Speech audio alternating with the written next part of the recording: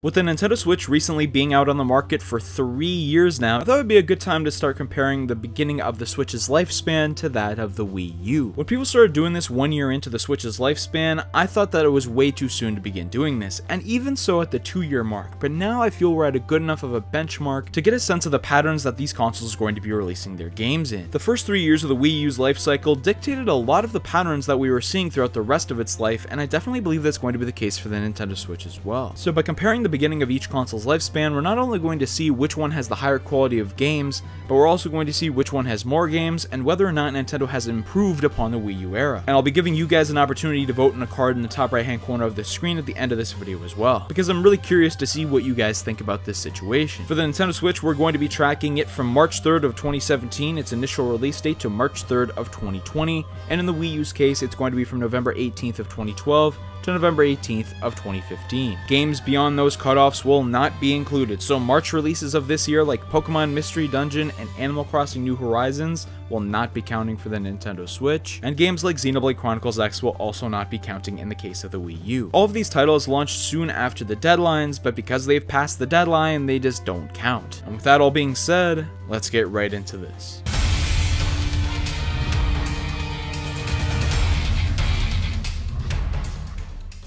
This video is mainly going to be focused on first-party games. If you're a big fan of third-party games, the Nintendo Switch is likely going to be the main console for you, because since the Wii U's first year, third-party support had dropped significantly. Throughout this one, we're just going to be mainly focusing on the major first-party games, so even stuff like 1-2-Switch and Wii Party U are not going to be included, because I don't feel they're major enough to focus on a lot within this video. So let's start with the launch titles on the Wii U. On November 18th of 2012, New Super Mario Bros. U and Nintendo Land launched with the console. Nintendo Land is a fun minigame compilation that could be an enjoyable experience with friends, and New Super Mario Bros. U is another new installment in the 2D Mario franchise. This game doesn't innovate too much compared to the previous New Super Mario Bros. Titles, but it's a fun experience nonetheless. Contrast that with the major launch title of the Nintendo Switch being The Legend of Zelda Breath of the Wild. Again, I'm not really going to be touching on 1-2-Switch here. It's a pretty bad minigame compilation if I could give it anything. And even factoring in that the Wii U had two pretty fun titles at launch, I think it's safe to say that Nintendo Switch definitely started off with a bigger bang here, with Breath of the Wild coming out. While Breath of the Wild did launch on the Wii U as well, it was not during the console's first 3 years, so we cannot count that in this case. But while everybody is pretty familiar with the launch, how they followed up upon it is a more interesting situation to me. From November 18th of 2012 until March of 2013, there were no major first-party releases for the Wii U. This is strikingly similar to the type of situation we're getting right now, when many people are fed up that Pokemon Sword and Shield in November of 2019 are the last major Nintendo Switch titles to be releasing until a remake of a Pokemon Mystery Dungeon game. And yeah, that's at the beginning of March. Such a long gap seems weird, and you wouldn't think that it happened in the Wii U days, but looking back at it, this is actually what happened. And the next title that released for the Wii U wasn't the most major thing either. It was Game & Wario, which is a fun game that a lot of people seem to have enjoyed, but it's definitely not the massive first-party title that a lot of people were looking for. Contrast that with the Nintendo Switch when they followed up the launch with Mario Kart 8 Deluxe in April of 2017, this being only just over a month later after the release of Breath of the Wild. This is an enhanced port of a Wii U game, and yes, we will be getting into how many ports and sequels the Nintendo Switch has had from the Wii U later on in the video, but it's safe to say that Mario Kart 8 Deluxe, in terms of quality, seems to be a much better follow-up to launch, and it happened to be much sooner than the Wii U did. And again with the Wii U, there seems to be a long gap between titles here, with Pikmin 3 being the next title that was released that I consider to be very major, and this was in July. A lot of Pikmin fans were stoked for this new installment in the franchise, and it definitely seemed to deliver. And fans currently playing on the Nintendo Switch are still seeming to be waiting for the release of Pikmin 4. Also in July of 2013, we got the release of New Super Luigi U, which is a slightly different variation of New Super Mario Bros. U. Is it really that necessary to get two 2D Mario games in the first launch year of the Wii U?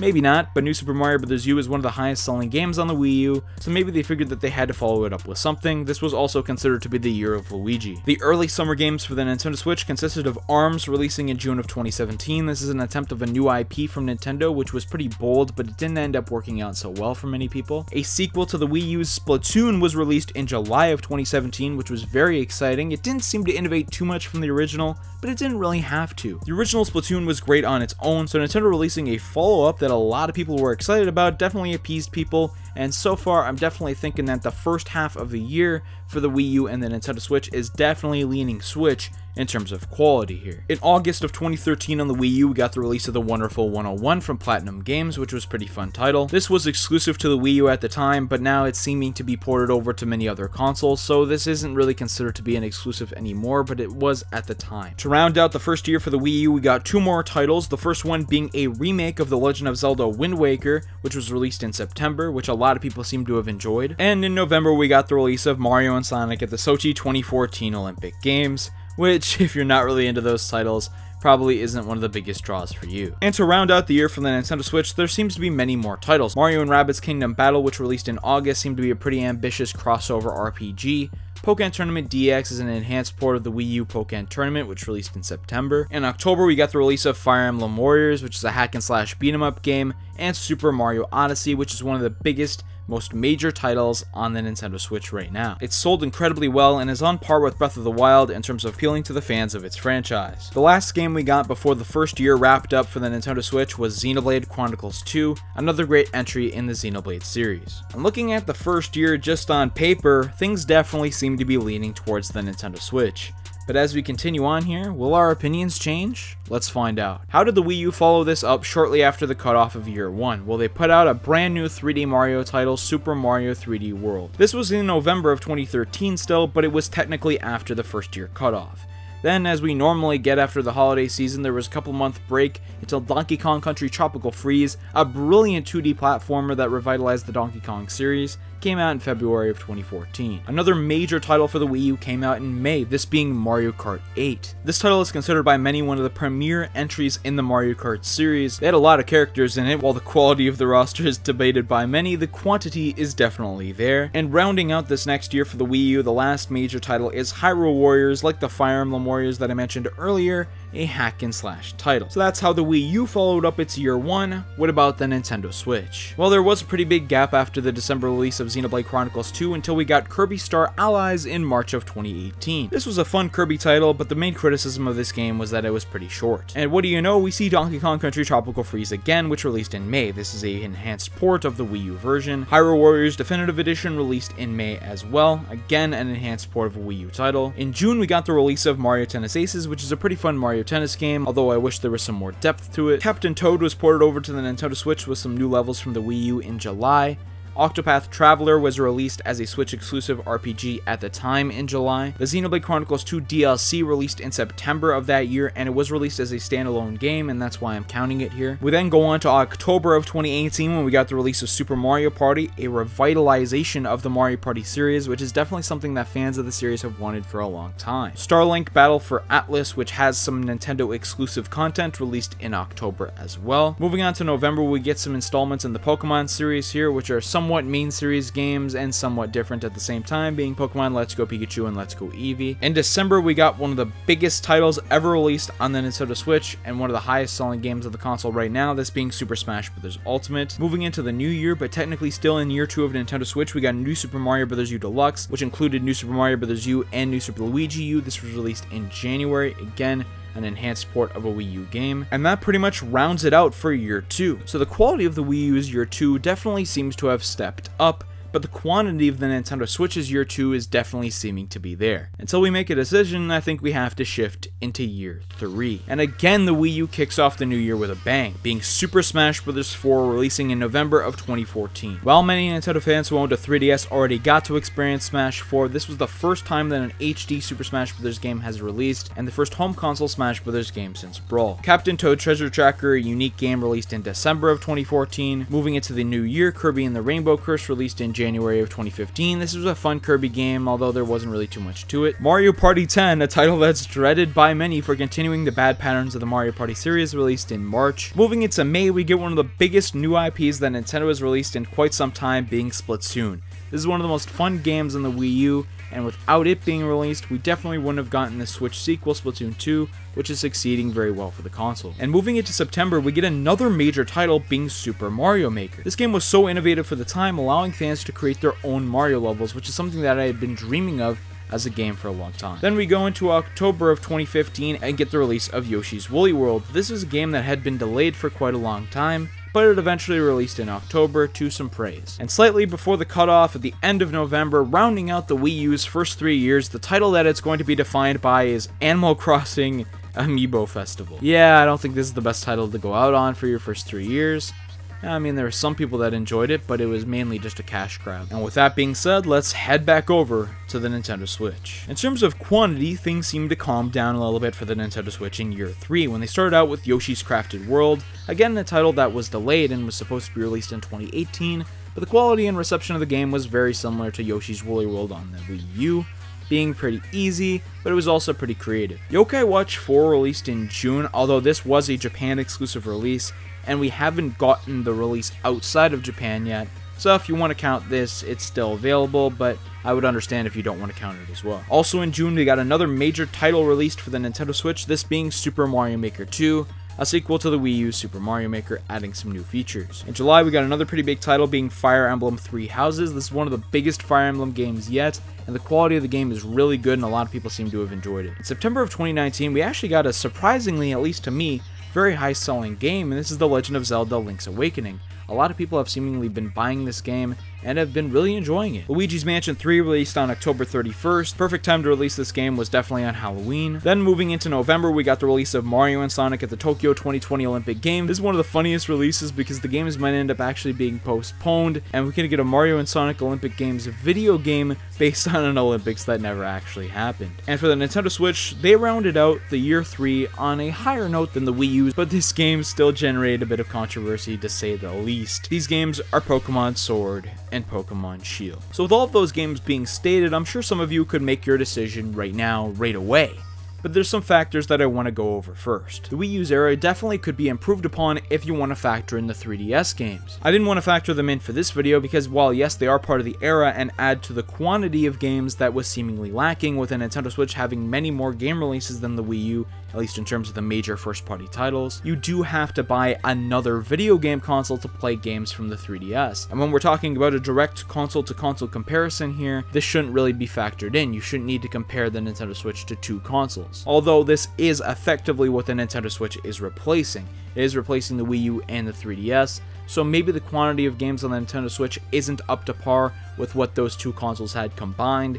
If we're just comparing the Switch and the Wii U though, then the Switch definitely had many more games than the Wii U. Before I get into the amount of ports and sequels that the Nintendo Switch has had, I just want to come out and say that if you did not own a Wii U, which I'm sure many of you didn't considering that the sales on the Nintendo Switch are so significantly higher, then I'm almost certain that you would prefer the Nintendo Switch's lineup. And you should, because all of these games that are ports and sequels of Wii U titles are effectively new games to you because you never got to experience them before. But where the question of which console had the better first 3 years really comes into play is for the people who did own a Wii U and now own a Switch. Even with all of these ports and sequels to the titles that are original for the Switch, outweigh all of these ports that many of these people who owned a Wii U aren't going to be as interested in. This is a debate that I've gotten into before in the past on the channel, but now I'm actually going to be breaking it down game by game. We're going to find out, for you, which console had the better first 3 years. Out of the 29 major first-party titles that I talked about in this video released for the Nintendo Switch, and yes, this is counting temporary exclusives like Octopath Traveler, over 20% of them are ports. And once you include Breath of the Wild, which is on both consoles, and the sequels to Wii U games, these titles amount to close to 35% of all of these games. This isn't even including games like Fire Emblem Warriors, which is basically Hyrule Warriors with a different franchise's characters, or Mario Tennis Aces, which is basically just Ultra Smash, but made good. So with this factored in, is the Nintendo Switch's original titles better? Well, let's get right into the comparison. Let's compare the 3D Marios, and this is pretty difficult because Odyssey and 3D World are both trying to accomplish something very different. Yes, they're trying to appeal to the Mario fan base, and yes, they're trying to allow you to have fun in a platforming environment, but the types of games that these are trying to go for are pretty different. 3D World is mainly designed as a fun multiplayer level-based experience, whereas Odyssey, while it does have a co-op mode, mainly emphasizes the single player, where you explore open-ended kingdoms and collect moons. In terms of my personal preference, I would give the edge to Odyssey, because I feel the new Super Mario Bros. Games already provide us with that fun type of multiplayer, and I prefer the single player experience to change it up. Although I do love both of these games. When it comes to comparing Mario Party 10 versus Super Mario Party, I don't think I really need to explain this too much, because Super Mario Party is a return to form to the original style, and 10 continues the mainly car-based format, while it does have the Bowser mode in there. I've gone on record several times on this channel saying that I don't really care for the car formats, and I believe Super is a lot better, despite it not having much depth. For Legend of Zelda titles, it's very difficult to compare. We can't compare Breath of the Wild to anything, because there was no original Zelda title released in the first 3 years on the Wii U, but the games we can compare are remakes. And these are two strikingly different games, but they are both remakes of older Zelda games, this being Wind Waker HD and The Legend of Zelda Link's Awakening HD. Wind Waker is more of the 3D Zelda style, and Link's Awakening is sort of the top-down Zelda style, if you want to call it that. Wind Waker is longer and has some more depth, even though both of these games are very fun. I'm still going to give the edge to the Wii U on this one, although if you want a brand new Zelda experience in the first 3 years, Breath of the Wild is definitely giving an edge to the Switch. Next, we're going to be comparing the Mario and Sonic titles, Sochi versus Tokyo. These are two different types of Olympics, one summer, one winter, so it likely just comes down to which set of minigames you prefer, winter or summer, for your preference between these titles. In the Mario and Sonic community, neither of these games is considered that special, but the reception is generally better for Tokyo, so a point for Switch there. Kirby and the Rainbow Curse is considered to be a fun Kirby game, but the reception to Star Allies has been a bit better in my opinion, despite it being a relatively short experience. We'll give a point to the Switch there. Fire Emblem Warriors and Hyrule Warriors are similar games but slightly different, and it mainly just comes down to which franchise you prefer, because you'll definitely enjoy that more. Critics tend to say that Fire Emblem Warriors is a better game, but if you're a Zelda fan, you'll definitely enjoy Hyrule Warriors much more, because you'll recognize the characters and all the references that come with that. Yoshi's Woolly World and Yoshi's Crafted World are very similar types of games, and the aesthetic is incredibly unique for both of them. It honestly just comes down to personal preference between which of these games that you like better. The last big comparison that I want to go over here is Smash 4 and Smash Ultimate. Now, this is a very interesting one. I can't speak on them too much from a competitive perspective, but what I can say is that Ultimate has more characters, stages, and features than Smash 4. World of Light is nice, albeit with some missed potential, and while I personally liked Smash Run and Smash Tour, I believe that World of Light has more depth for the game than those two. Point for Switch here. So in conclusion, I believe we have three main categories to put people in terms of this debate.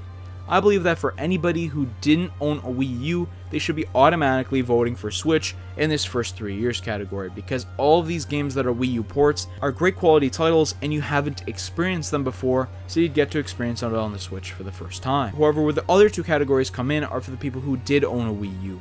There's a category for people who, out of all those games that I was comparing, if you like the Switch title slightly better, then I definitely think you should give the Switch the edge for the first 3 years. And this is probably the category that I fall in, to be honest with you. If you preferred, out of all those games that I was comparing, the Wii U games to the Switch titles, then I definitely think you should be voting for Wii U for the first 3 years as having a better start. And this is because you've experienced all the ports of Wii U games that have come to Switch, and the sequels don't really change too much, like Mario Maker 2 and Splatoon 2. Yeah, they're fun expansions upon the originals, but do they really add too many fundamental changes? Not really. You're pretty fine with owning a Wii U for these first 3 years. And if you prefer the quality of games, then that just further emphasizes it. I'm really curious, and I encourage you to vote in the poll right now as to what the odds are going to be. I have a feeling that it's going to be favoring Switch, but I really am wondering by what margin. Let me know in the comment section down below what you think about this whole debate. Has the Nintendo Switch had a far and away better first 3 years than the Wii U, or is it closer than you might think? I encourage you to check out some of the previous videos that are linked for you on the screen right now, and if you're new to the channel, consider subscribing and ticking the bell icon so you don't miss new videos coming to the channel on your way very soon. Thank you so much for watching, and I'll see you next time.